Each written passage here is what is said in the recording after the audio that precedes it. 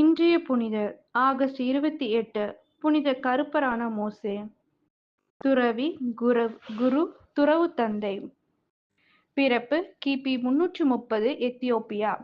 இறப்பு கிபி 405 ஸ்கேட்டஸ், எகிப்து. பாதுகாவல் ஆப்பிரிக்கா அறப்போராட்டம்.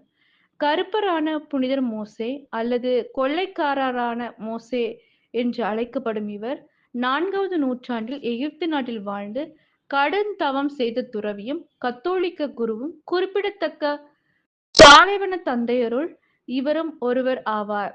இவர் அறப்போராட்ட திருத்தூதர் எனவும் அழைக்கப்படுகின்றார்.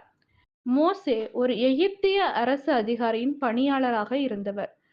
திருடியதாகவும் கொலை செய்ததாகவும் சந்தேகிக்கப்பட்டு இவர் பணி நீக்கம் செய்யப்பட்டார். பின்னர் இவர் கொள்ளைக்காரர்கள் கும்பல் ஒன்றின் தலைவரானார். நைல் பள்ளத்தாக்கில் பயங்கரவாத வன்முறை செயல்களில் ஈடுபட்டு வந்தார்.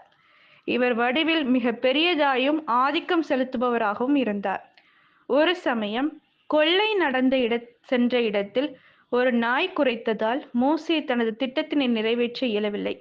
அதனால் அவர் அதன் உரிமையாளர் மீது பழிவாங்கும் நோக்கோடு அவர் வீட்டினை கொள்ளையிட மீண்டும் முயன்றார். நாய் மீண்டும் தடுக்கவே தனது கோபத்தை தணிக்க அவரது ஆடுகளில் சிலவற்றை கொன்றார். ஒரு முறை உள்ளூர் அதிகாரிகளிடமிருந்து தப்பிக்கும் முயற்சியாக அலெக்சாந்திரியாவுக்கு இருந்த ஸ்கேட்டிஸ் என்னும் பாலைவனத்தில் வாழ்ந்து வந்த துறவிகளிடம் அடைக்கலம் புகுந்தார்.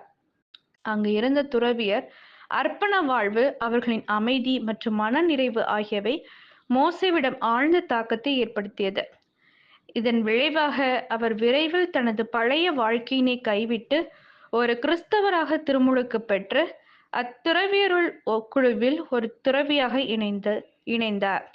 துறவு வாழ்வு அவருக்கு முதலில் கடினமாகவே அமைந்தது. இவரின் முரட்டு குணம் இவரை அடிக்கடி மனம் தளர வைத்தது. எனினும் தொடர்ந்து தனது ஆன்மீக வாழ்வில் முன்னேறி பல கடும் தவ முயற்சிகளில் ஈடுபட்டார். பின் நாட்களில் இவர் வட ஆப்பிரிக்காவின் மேற்கு பாலைவனத்தில் இருந்த வனவாசிகளுக்கு ஆன்மீக தலைவரானார். அப்போது இவர் ஒரு குருவாக திருநிலைப்படுத்தப்பட்டார்.